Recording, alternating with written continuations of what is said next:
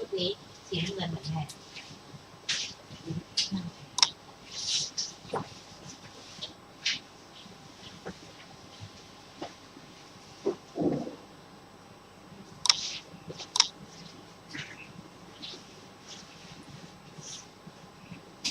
มันอ่อนแข็ง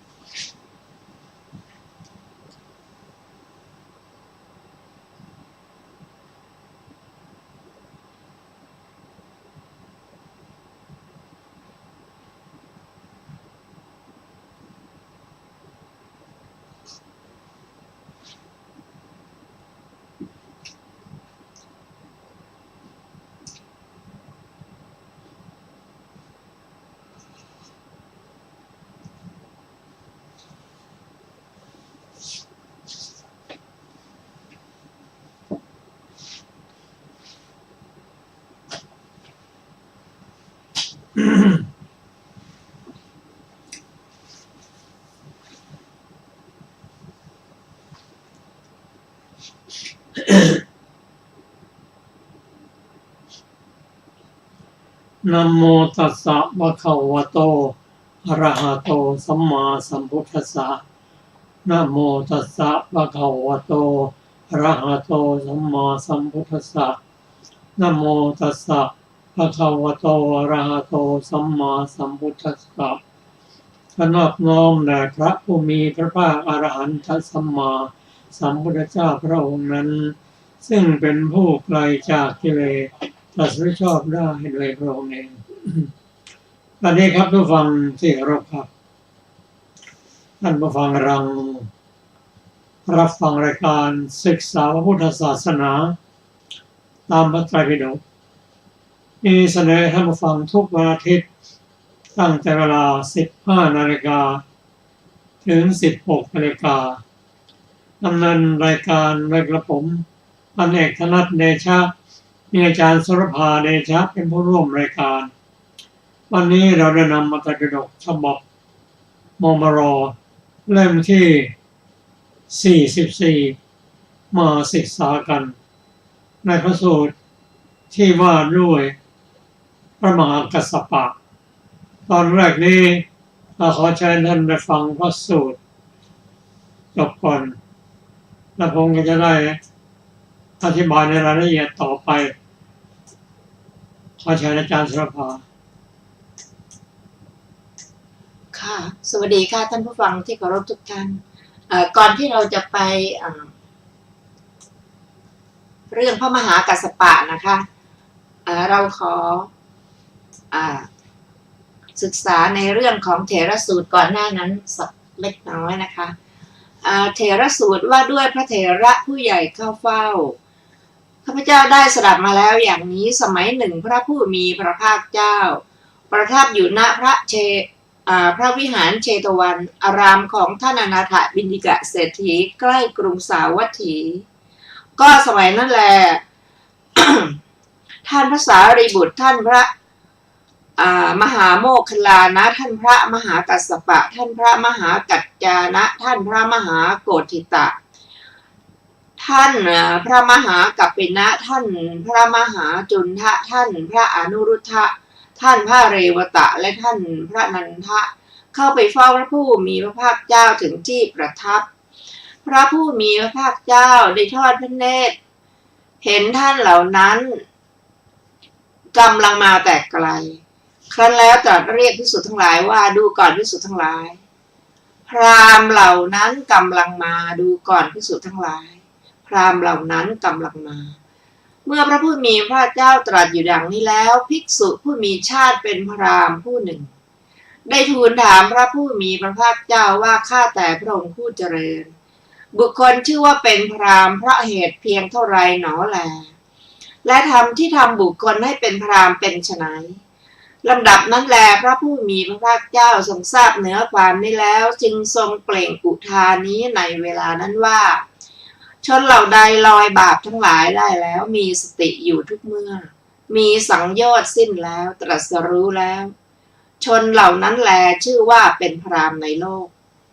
จบเถรสูตรที่5ซึ่งมีอรรถกถาดังต่อไปนี้บทว่าสาวัตถียังคือใกล้นครชื่ออย่างนี้จริงอยู่นครนั้นท่านเรียกว่าสาวัตถี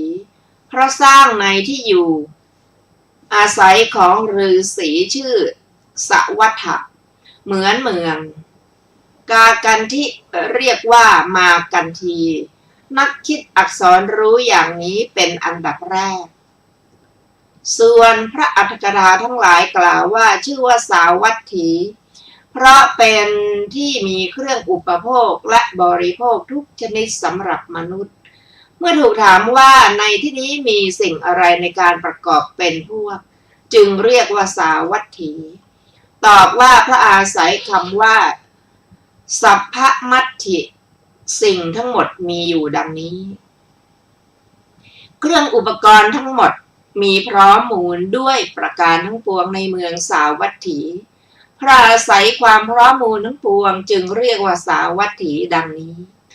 ใกล้เมืองสาวัตถีนั้นก็บทว่าสาวัตถิอย่างนี้เป็นสัตตนีวิภัตใช้ในอัฏฐว่าใกล้บทว่าเชตวเนความว่าชื่อว่าเชตหรือเชตะเพราะชนะข้าศึกของตนอีกอย่างหนึ่งชื่อว่าเชตะเพราะประสูติในเมื่อพระราชาชนะเหล่าชนผู้เป็นข้าศึกอีกอย่างหนึ่งชื่อเชตะเพราะตั้งชื่อท่านอย่างนั้นเพราะต้องการให้เป็นมงคลชื่อว่าวันนะเพราะคบหาอธิบายว่าทำความภักดีในตนให้เกิดแก่สัตว์ทั้งหลายด้วยคุณสมบัติของตนอีกอย่างหนึ่งชื่อว่าวันนะเพราะร้องขออธิบายว่าเหมือนร้องขอเหล่าสัตว์ว่าพวกท่านจงใช้สอยเรา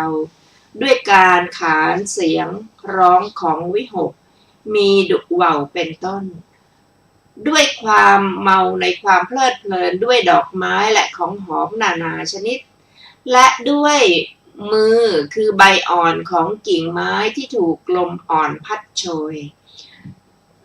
สวนของเจ้าเชษชื่อว่าเชตวันจริงอยู่สวนนั้นพระราชกุมารพระนามว่าเชษ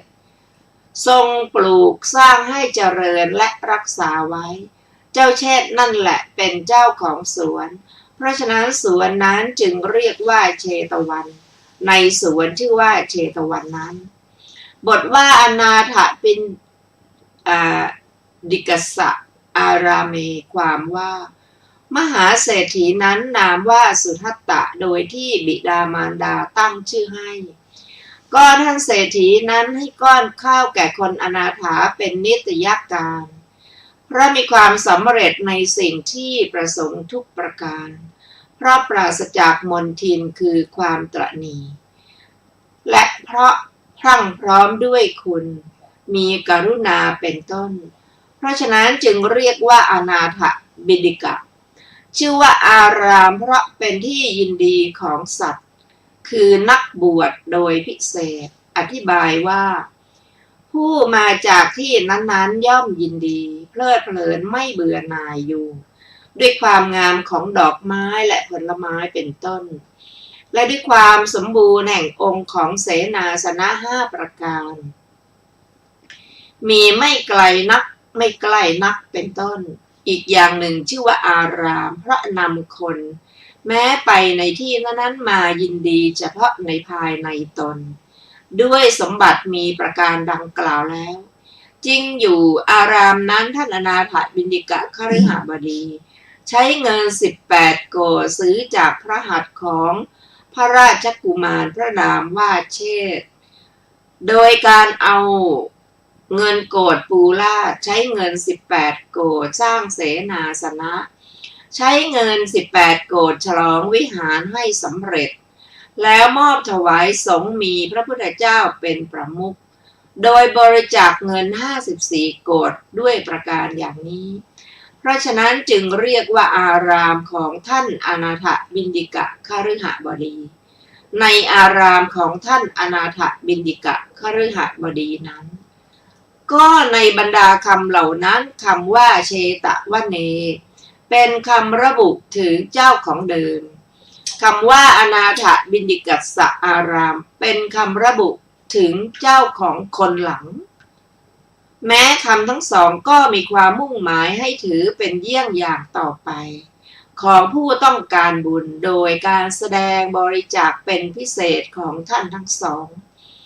เมื่อว่าโดยการสร้างซุ้มประตูและปราสาทที่พระเชตวันนั้นเจ้าเช่ทรงบริจาคเงิน18โกฏซึ่งได้จากการขายที่และต้นไม้มีค่าหลายโกฏและท่านอนาถบิณฑิกคฤหบดีบริจาค54โกฏดังนั้นพระอานนท์ผู้เป็นธรรมพันธาคาริกเมื่อจะแสดงว่าผู้ต้องการบุญย่อมทำบุญอย่างนี้ด้วยการระบุถึงการบริจาคของท่านทั้งสองจึงชักชวนผู้ต้องการบุญแม้เหล่าอื่นด้วยการดำเนินตามเยี่ยงอย่างของท่านทั้งสองนั้นแลในข้อนั้นพึงมีคำถามสอดเข้ามาว่าก่อนอื่นถ้าพระผู้มีพระภาคเจ้าประทับอยู่ในเมืองสาวัตถีไม่ควรกล่าวว่าในพระเชตวันถ้าประทับอยู่ในพระเชตวันก็ไม่ควรกล่าวว่าในเมืองสาวัตถีเพราะใครๆไม่สามารถจะอยู่ในที่สองแห่งเวลาเดียวกันตอบว่าก็ข้อนั้นไม่ควรเป็นอย่างนั้นเราได้กล่าวไว้แล้วไม่ใช่หรือว่าบทว่าสาวัตถีอย่างนี้เป็นสัตตมีวิภัตใช้ในอัฏฐวรรคใกล้เพราะฉะนั้นเมื่อพระองค์ประทับอยู่ในพระเชตวันใกล้เมืองสาวัตถีท่านจึงกล่าวว่าสาวัตถิยังวิหารติเชตวเนประทับอยู่ในพระเชตวันใกล้กรุงสาวัตถีจริงอยู่คำว่าสาวัตถีมีอันแสดงโคจรคามของพระผู้มีพระภาคเจ้านั้นเป็นอัตถ์คำที่เหลือมีอันแสดงสถานที่อยู่อันเหมาะสมแก่บรรพชิตเป็นอัตถ์แลคำว่าอายสมาในคำมีอาทิว่าอายสมาจะสาริปุตโตเป็นคำแสดงถึงความรักจะสับเป็นสมุจจะยัตถะชื่อว่าสารีบุตรเพราะเป็นบุตรของพราหมมณีชื่อรูปสารีคำว่ามหาโมคคัลลาโนเป็นคำแสดงถึงการบูชาความจริงชื่อมหาโมคคัลลานะพระโมคคัลลานะเป็นผู้ใหญ่โดยคุณวิเศษบทว่าเรวโตได้แก่พระขชิระเรวตะไม่ใช่พระกังขาเรวตะจริงอยู่วันหนึ่งพระผู้มีพระภาคเจ้าแวดล้อมด้วยภิกษุหมู่ใหญ่เหมือนพระจันทร์ลอยเด่นท่ามกลางท้องฟ้าประทับนั่งแสดงธรรมคือหมวดสัจจะสี่ท่ามกลางบริษัทสี่เหมือนปราสาททองที่แวดล้อมด้วยม่านแดงเหมือนภูเขาทองแวดล้อมด้วยชลทานน้ำเงินเหมือนพระยาหงส์ทัตตรถะแวดล้อมด้วยหงส์90,000เหมือนพระเจ้าจักรพรรดิแวดล้อมด้วยจตุรงคะ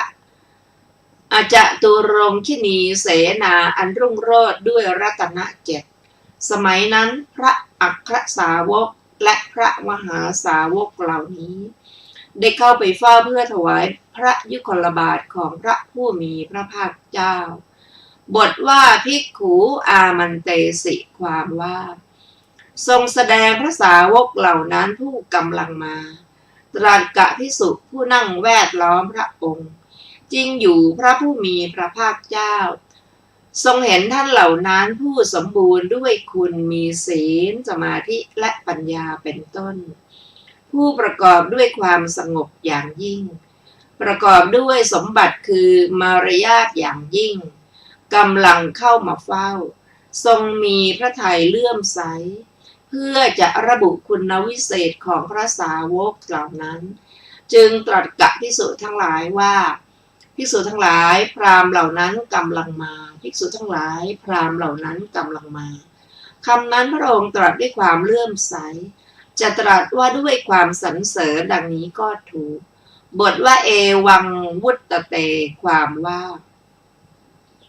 เมื่อพระผู้มีพระภาคเจ้าตรัสว่าพราหมณ์หมายเอาท่านเหล่านั้นด้วยประการฉนี้บทว่าอัญญตโรได้แก่ภิกษุรูปหนึ่งผู้ไม่ปรากฏโดยชื่อและโคดนั่งอยู่ในบริเวณนั้นบทว่าพราหมณชาติโกแปลว่าผู้เกิดในตระกูลพราหมณ์จริงอยู่ภิกษุนั้นบวชจากตระกูลพราหมณ์มหาศาลผู้มีโภคะมากได้ยินว่าภิกษุนั้นได้มีความคิดอย่างนี้ว่าชาวโลกเหล่านี้กล่าวกันว่าบุคคลเป็นพราหมณ์โดยอุปาโตสุ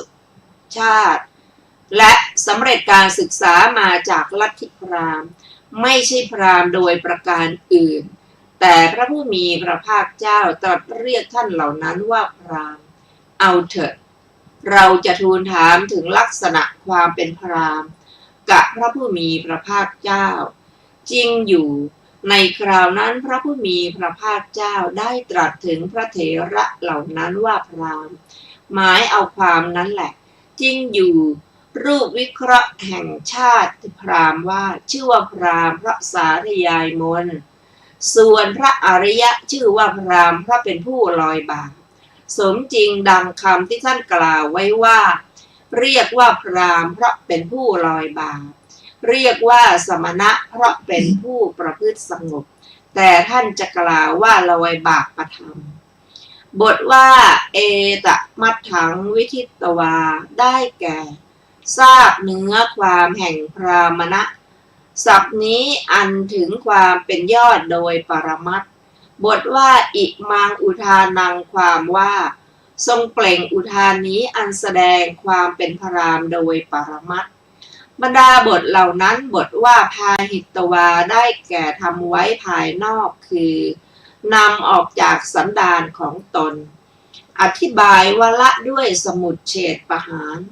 บทว่าปาปะเกธรรมเมแปลว่าทำอันลามกอธิบายว่าโดยทุจริตได้แก่ทุจริต3ว่าโดยจิตตุปบาทได้แก่อกุศลจิตตุปบาท12ว่าโดยกรรมบทได้แก่อกุศลกรรมบท10ว่าโดยประเภทแห่งประวัติได้แก่อกุศลธรรมทั้งหมดแยกเป็นหลายประเภทบทว่าเยจรันติสทาสตาความว่าชนเหล่าใดมีสติคือเป็นผู้มีสติด้วยธรรมเครื่องอยู่คือสติ6ในอารมณ์6มีรูปเป็นต้นตลอดกาลทั้งปวงเพราะเป็นผู้ถึงความไพบูลย์ด้วยสติย่อมเที่ยวไปด้วยอิริยาบถทั้ง4ก็ในที่นี้แม้สัมปชัญญะพึงทราบว่าท่านก็ถือเอาด้วยสติสัพนั่นแหละบทว่าขีณสังโยชนาได้แก่ชื่อว่าสิ้นสังโยชน์ทั้งปวงเพราะตัดสังโยชน์10ได้เด็ดขาดด้วยมรรคทั้ง4บทว่าพุทธาคือชื่อว่าพุทธะเพราะตรัสรู้สัจจะ4ก็และพุทธะเหล่านั้นมี3ประเภทคือสาวกพุทธะปัจเจกพุทธะและสัมมาสัมพุทธะก็บรรดาพุทธะ3นั้นในที่นี้ประสงค์เอาสาวกพุทธะบทว่าเตเวโลกะสมิงพรามนาความว่าพุทธะเหล่านั้นเกิดโดยอริยชาติในธรรมกล่าวคือพราหมณ์เพราะอัฏฐว่าพุทธะเหล่านั้นเกิดโดยอริยชาติในธรรมกล่าวคือพราหมณ์เพราะอัฏฐว่าเป็นผู้ประเสริฐหรือเป็นบุตรคือโอรสของพระผู้มีพระภาคเจ้า ผู้เป็นพราหมณ์เพราะฉะนั้นเมื่อว่าโดยปรมัตถ์ก็ชื่อว่าพราหมณ์ในสัตว์โลกนี้อธิบายว่าไม่ใช่เป็นพราหมณ์โดยเหตุเพียงชาติและโคตรหรือไม่ใช่เป็นพราหมณ์ด้วยเหตุเพียงทรงชฎาเป็นต้นในสูตรทั้งสองนี้ทำความเป็นพราหมณ์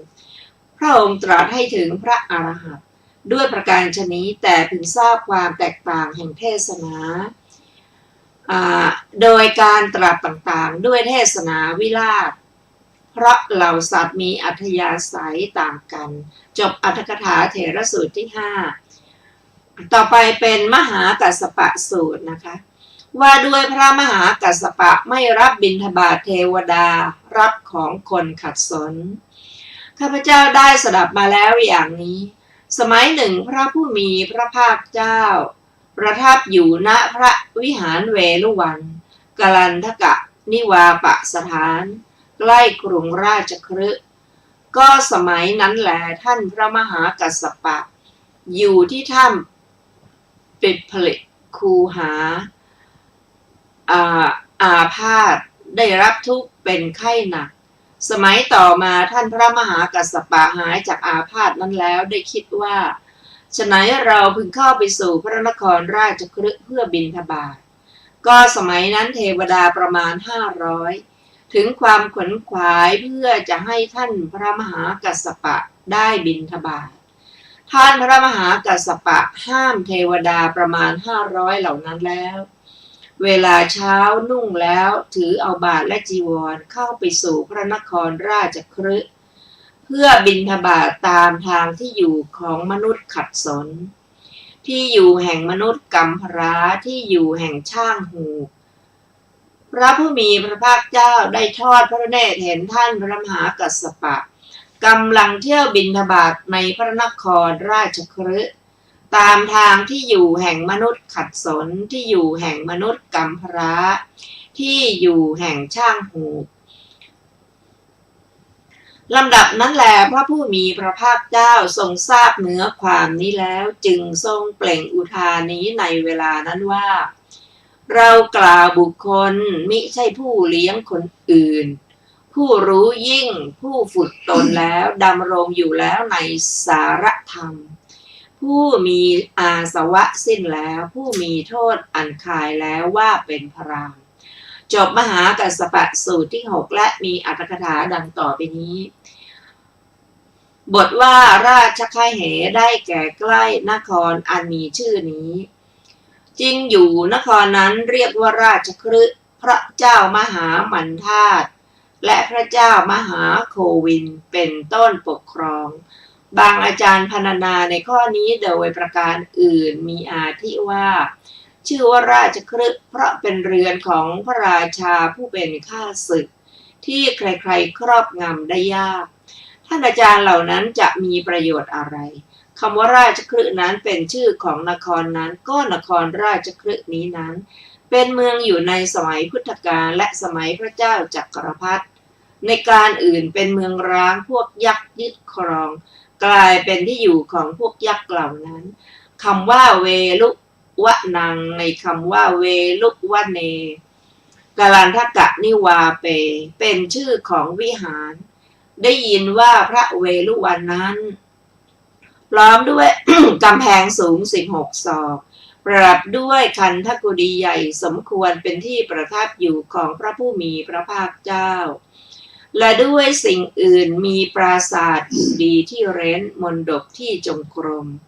และซุ้มประตูเป็นต้นภายนอกแวดล้อมด้วยไม้ไผ่มีสีเขียวน่ารื่นรมเพราะฉะนั้นจึงเรียกว่าเวลุวันและเรียกว่ากลันทกะนิวาปะเพราะเป็นที่ให้เหยื่อแก่พวกกระแตได้ยินว่าสมัยก่อนพระราชาองค์หนึ่งเสด็จประพาสพระราชอุทยานนั้นทรงเมาน้ำจันทร์จึงบรรทมกลางวัน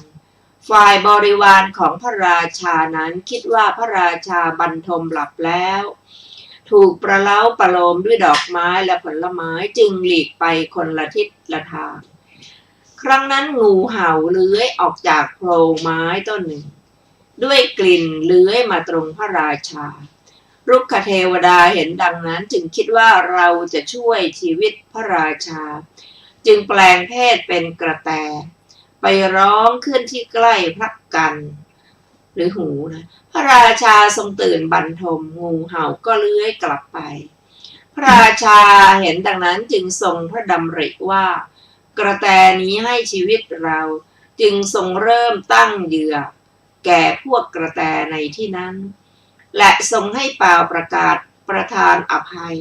เพราะฉะนั้นตั้งแต่นั้นมาที่นั้นจึงนับว่ากลันทกะนิวาปะก็คำว่ากลันทกะเป็นชื่อของพวกกระแตในพระเวฬุวันกลันทกะนิวาปะนั้น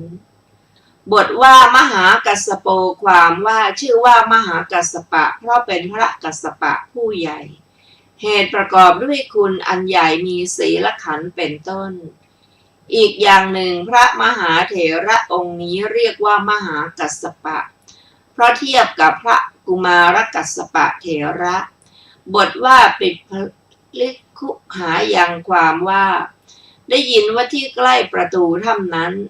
ได้มีต้นดีปลีต้นหนึ่งเพราะฉะนั้นถ้ำนั้นจึงปรากฏว่าปิดพลิคูหาที่ถ้ำปิดพลิคูหานั้นบทว่าอาพาธิโกความว่าชื่อว่าอาพาธิกะเพราะมีอาพาธอธิบายว่ามีการป่วยไข้บทว่าทุกขิโตความว่าชื่อว่าทุกข์เพราะเกิดทุกข์เพราะอิงอาศัยกายอธิบายว่าประสบทุกข์บทว่าพานหคิลาโนได้แก่ผู้มีความเป็นไข้หนักแต่พระมหากัสสปะมีสติสัมปชัญญะอดกลั้นความไข้นั้นได้ครั้นพระผู้มีพระภาคเจ้าทรงทราบเหตุนั้นของท่านจึงได้เสด็จไปในที่นั้นตรัสโพชฌงคปริตด้วยโพชฌงคปริตนั้นนั่นเองพระเถระจึงหายขาดจากอาพาธนั้น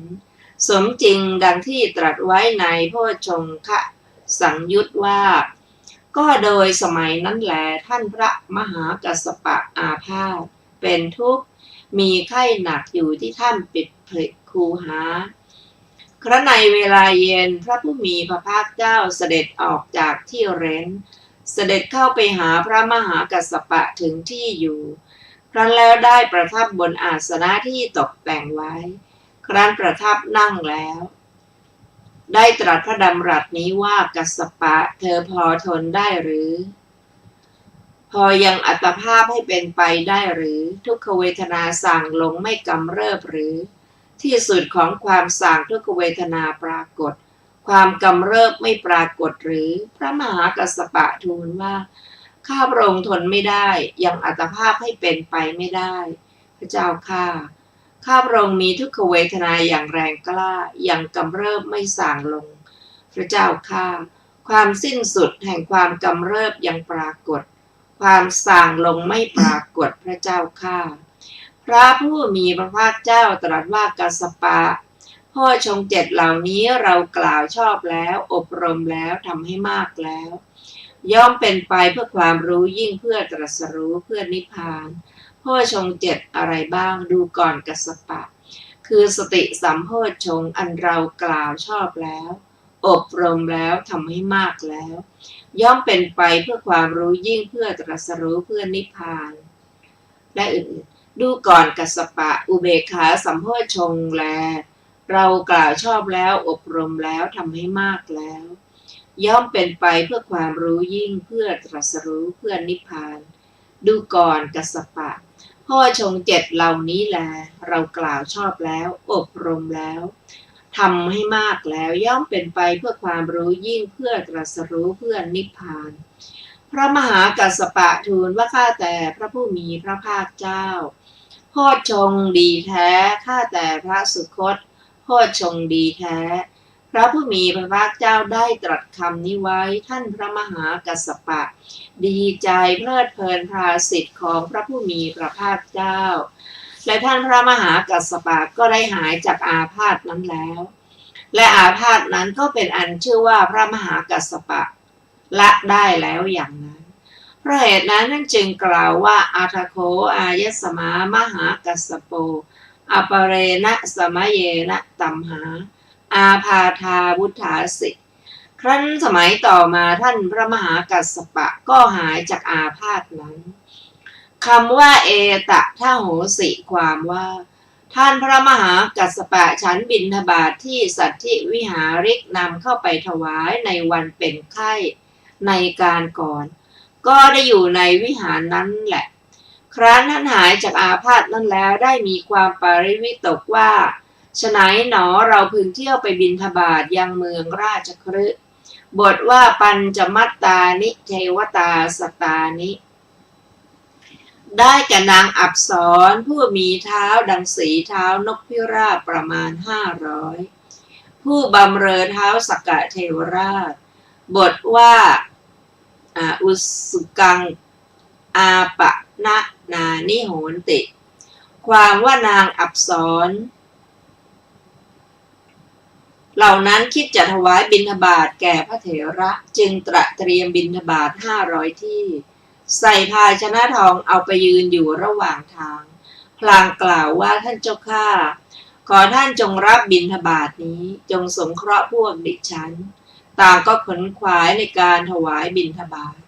ด้วยเหตุนั้นท่านจึงกล่าวว่าอายะ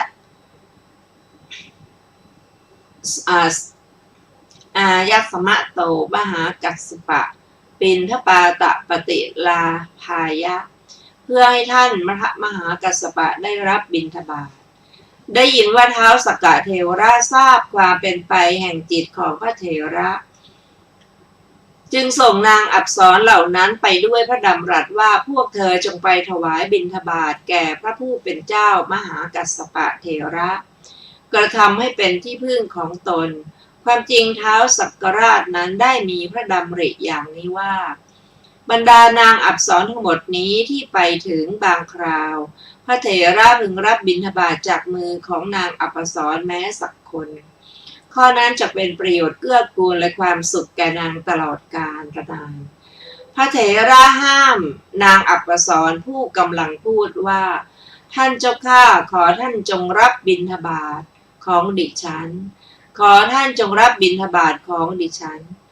แล้วกล่าวว่าพวกเธอได้ทำบุญไว้แล้วมีโภคะมากจงหลีกไป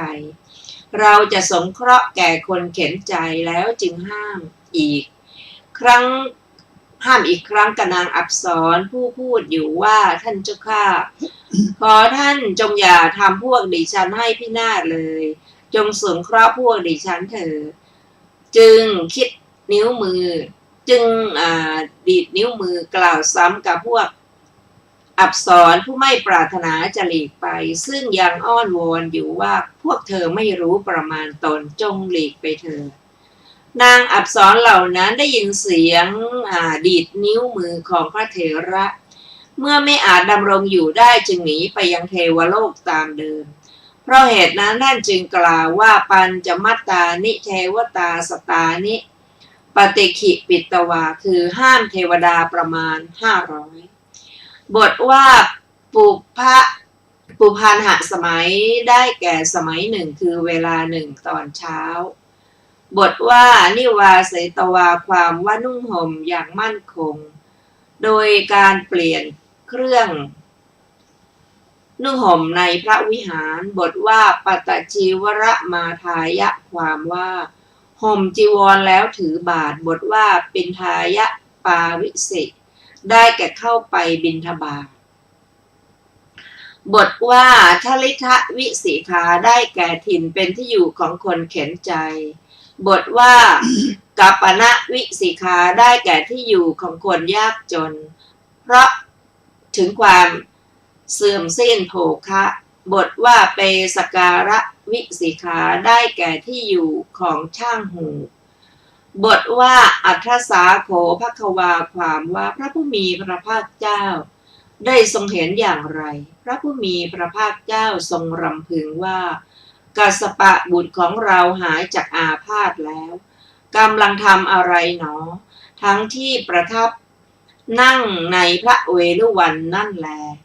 ได้ทรงเห็นด้วยที่พยจักษุ บทว่าเอตมัตถังวิทิตวาความว่า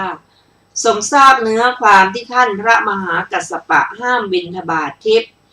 มีสูปะและพยัญชนะมากมายที่นางอัปสร500นำเข้าไปถวายแล้วกล่าวถึงข้อปฏิบัติในการสงเคราะห์คนกำพร้าบทว่าอิมังอุทานังได้แก่ทรงเปล่งอุทานนี้อันแสดงอานุภาพแห่งความคงที่ของพระขีณาสพโดยแสดงความเป็นผู้มักน้อยเป็นประธานบรรดาบทเหล่านั้นบทว่าอนัญญโปสิงความว่าชื่อว่าอัญญโปสีเพื่อเลี้ยงคนอื่นผู้ไม่เลี้ยงคนอื่นชื่อว่าอนัญญโปสีอธิบายว่าชื่อว่าไม่มีเพื่อนสองคือเป็นผู้เดียวเพราะไม่มีคนอื่นที่ตนจะต้องเลี้ยงด้วยคำนั้นท่านแสดงถึงพระเถระเป็นผู้เลี้ยงง่ายจริงอยู่พระเถระเลี้ยงเฉพาะตนมีจีวรเครื่องบริหารกายและด้วยบิณฑบาตเครื่องบริหารท้องชื่อว่าเป็นผู้มักน้อยอย่างยิ่งอยู่ไม่เลี้ยงใครๆอื่นในบรรดาญาติมิตรเป็นต้นและเป็นผู้ไม่ติดในอารมณ์ไหนๆอีกอย่างหนึ่งชื่อว่าอนัญญโปสีเพราะไม่มีภาระที่ตนอันคนอื่นคนใดคนหนึ่งจะพึงเลี้ยงความจริงผู้มีปัจจัยสี่เนื่องในทายยกผู้ให้ปัจจัยคนเดียวเท่านั้นไม่ชื่อว่าอนัญญโปสีเพราะมีความประพฤติเนื่องกับคนคนเดียวฝ่ายพระเถระอาศัยกำลังแข้งเที่ยวบิณฑบาตโดยนัยยะดังกล่าวในคาถามีอาทิว่ายะถาปิพมะโรปุพังเป็นผู้ใหม่ในตระกูลทั้งหลายเป็นนิจยังอัตภาพให้เป็นไปด้วยอาหารที่เจือปนจริงอย่างนั้นพระผู้มีพระภาคเจ้าทรงชมเชยผู้นั้นด้วยปฏิปทาอันเปรียบด้วยพระจันทร์บทว่าอัญญาตังแปลว่ามีชื่อเสียงปรากฏคือมีเกียรติยศแผ่ไปด้วยคุณตามความเป็นจริงอีกอย่างหนึ่งชื่อว่ามีชื่อเสียงปรากฏเพราะเป็นผู้มักน้อยสันโดษด้วยภาระที่ไม่ต้องเลี้ยงผู้อื่นนั้นนั่นแลอีกอย่างหนึ่งบทว่าอัญญาตังชื่อว่าอันคนอื่นไม่รู้จักโดยให้ผู้อื่นรู้จักตนเหตุไม่ปรารถนาลาภสักการะและชื่อเสียงเพราะละตัณหาได้แล้วโดยประการทั้งปวงความจริงคนที่ยังไม่ปราศจากตัณหามีความปรารถนาลามกย่อมให้คนอื่นรู้จักตนโดยประสงค์ความยกย่องด้วยการหลอกลวงบทว่าทันตังความว่าฝึกตนแล้วเพราะอัตถะว่าฝึกตนอย่างสูงสุดในอินทรีย์ทั้งหลายด้วยอำนาจฉลังคุเบกขาอุเบกขามีองค์6บทว่าสาเรปฏิทิตังได้แก่ตั้งลงในวิมุตสาระหรือตั้งอยู่ในศีลสาระเป็นต้นมีศีลขันธ์อันเป็นของพระอเสขะเป็นต้นบทว่าขีนาสวังวันตะโทสังความว่าชื่อว่าขีนาสวะเพราะละอาสวะสี่มีกามาสวะเป็นต้นได้โดยสิ้นเชิงจากนั้นแลชื่อว่าวันตะโทสะเพราะคายโทษมีราคะเป็นต้นได้โดยประการทั้งปวงบทว่าตามหังพรูมิพรามนังความว่าเรากล่าวบุคคลนั้นคือบุคคลผู้เป็นพราหมณ์โดยปรมัตถ์ซึ่งมีคุณตามที่กล่าวแล้วว่าเป็นพราหมณ์แม้ในที่นี้พึงทราบความแตกต่างกันแห่งเทศนาโดยนัยยะดังกล่าวแล้วในหนหลังนั่นแลจบอรรถกถามหากัสสปะสูตรที่6ท่านผู้ฟังที่เคารพครับ จากพระสูตรที่ได้รับฟังเรื่องพระมหากัสสปะนั้นประวัติของท่านนั้นเป็นประวัติที่ทุกคนได้ศึกษาแล้วก็จะยิ่งมีความมั่นใจว่า พุทธศาสนานั้นเป็นศาสนาแห่งเหตุผลส่วนที่จะมากล่าวในพระสูตรนี้เป็นเพียงส่วนหนึ่ง ของประวัติของท่าน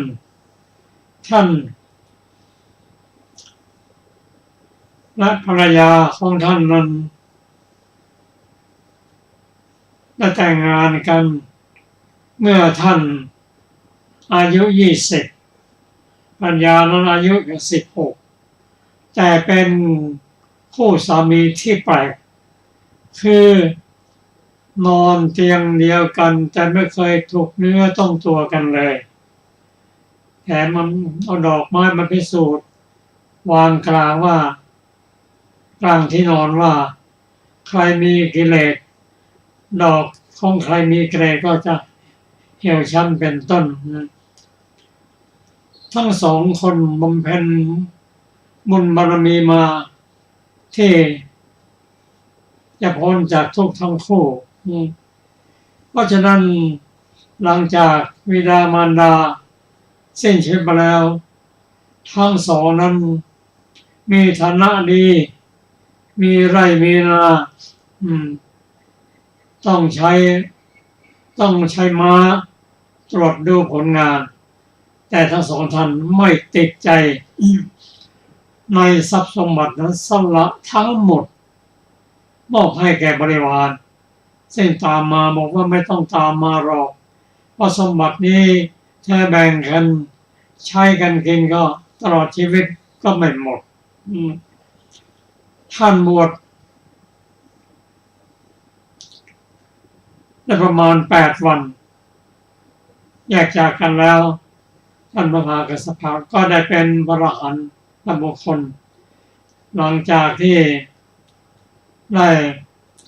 ออกบวชแล้วตามหาพระพุทธเจ้าพอเห็นแล้วทั้งที่ไม่เคยเห็นมาก่อนเลยวันนี้แหละคือพระพุทธเจ้าตอนหลังท่านได้รับการบวชเป็นพระพุทธเจ้าได้พร3 ประการนั่นคือจะเคารพผู้บวชใหม่จะเป็นพระบวชใหม่หรือบวชใหม่ก็ตามก็จะกราบไหว้บูชาส่วนประการที่2นั้นท่านจะรับฟังการสั่งสอนของภิกษุด้วยความเคารพส่วนข้อที่3นั้นยังจำไม่ได้นะหลังจากนั้นเมื่อท่านได้เป็นพระอรหันต์แล้วท่านก็กล่าวว่าภิกษุทั้งหลายเราเป็นหนี้ชาวบ้านเป็นหนี้ก้อนข้าวชาวบ้านเพียง7 วันเท่านั้นหมายความว่าพอวันที่8ท่านก็เป็นพระอรหันต์ซึ่งการกระทำของท่านและปัญญานั้นทำให้เกิดแผ่นดินไหวหลายครั้งหลังจากบวชแล้วการป่วยเจ็บของท่านก็เป็นไปตามธรรมดาแต่ว่าการป่วยเจ็บของพระอรหันต์นั้นท่านป่วยเจ็บแต่เพียงร่างกายส่วนจิตใจท่านไม่ป่วยเจ็บแต่อย่างไรก็ตามด้วยความเป็นพระอรหันต์ได้ฟังโพชฌงค์7ซึ่งพระองค์มาแสดงให้ฟังพระพุทธเจ้าและพระมหากัสสปะเป็นผู้มีปัญญามีศีลสมาธิปัญญาสมบูรณ์โพชฌงค์7นั้นจึงให้ผลทันทีธาตุต่างๆที่บกพร่องก็กลับสมบูรณ์โดยทันทีเพราะฉะนั้นถึงแม้อาการป่วยจะป่วยเจ็บอย่างมากเกือบจะทนไม่ได้แต่เมื่อพระผู้มีพระภาคทรงแสดงโพชฌงค์7ให้แล้วอาการป่วยของท่านก็หายเหมือนกับปลิดทิ้งหลังจากนั้นครั้งหนึ่งท่านออกจากนิโรธสมาบัติ ผู้ที่จะเข้านิโรธสมาบัตินั้นต้องเป็นพระอรหันต์พระอนาคามีหรือเป็นพระอรหันต์เท่านั้นและเป็นผู้ที่ได้ฌานที่สี่เมื่อออกจากนิโรธสมาบัติแล้วท่านเห็นว่านิโรธสมาบัตินั้นใครเป็นผู้ถวายทานก็จะได้อานิสงส์ภายใน7 วันมีความประสงค์จะไปโปรดคนยากคนจนในระหว่างที่เดินทางไปบิณฑบาตที่กรุงราชคฤห์นางเทพธิดา500 คนเห็นท่านเดินบิณฑบาตก็มีความประสงค์จะทำบุญและเตรียมอาหารที่จะถวายแต่ท่านทรงห้ามไว้ว่าเทพธิดาเหล่านี้ท่านมีบุญแล้วท่านมีความสุขแล้วรีบไปเถิดเราจะโปรดคนยากคนจนหลังจากนั้นท่านก็เดินทางต่อไป เมื่อเทพธิดานั้นไม่ได้ใส่บาตรรู้สึกผิดหวังเข้าไปเฝ้าท้าวสักกะท้าวสักกะทรงรู้แล้วว่าพระมหากัสสปะท่านจะโปรดคนยากคนจนพวกเธอแต่งตัวงามอย่างนี้อยู่ในสวรรค์แล้วท่านไม่โปรดหรอกที่นี่ตัวท่านเองหมายถึงท้าวสักกะท่านมีความประสงค์จะไปทำบุญให้ทานในครั้งนี้เพราะท่านเป็นท้าวสักกะด้วยการปฏิบัติข้อสัตตบุคือปฏิบัติด้วยธรรม7 ประการได้เป็นท้าวสักกะคือยังดูบิดายังดูมารดาตลอดชีวิตพูดจาอ่อนหวานตลอดชีวิตเคารพผู้ใหญ่ในตระกูลไม่พูดส่อเสียดไม่เป็นผู้ขี้เหนียวไม่เป็นผู้ไม่มาโกรธถึงแม้จะโกรธอย่างนี้เดียวก็พยายามกำจัดออกไปสัตตบทนี้เป็นหนึ่งเหตุทำให้เป็นท้าวสักกะที่เป็นพระอินทร์แต่ท่านไม่ได้ทำทานอันยิ่งใหญ่ท่านจึงมีบางอย่างที่ด้อยกว่าเทวดาผู้ได้ทำทานมาซึ่งผู้ได้ทำทานมานี้ก็จะได้รับอานิสงส์ประโยชน์คืออายุวันนะสุขะและยศความได้เรียกว่าอธิปไตย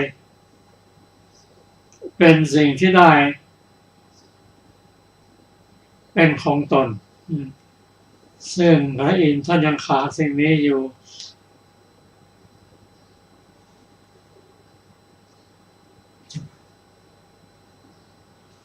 นี่แหละเขาแทนอาจารย์สุรภาค่ะท่านผู้ฟังที่เคารพค่ะวันนี้รายการศึกษาพระพุทธศาสนาตามพระไตรปิฎกก็ได้หมดเวลาลงแล้วขอบพระคุณทุกท่านที่ได้ร่วมศึกษาด้วยกันเราจะมาพบกันใหม่ในวันสิ้นปีนะคะด้วยเรื่องปาวาสูตรต่อไปวันนี้ขอมีความสุขสวัสดีเจริญในธรรมค่ะสวัสดีค่ะ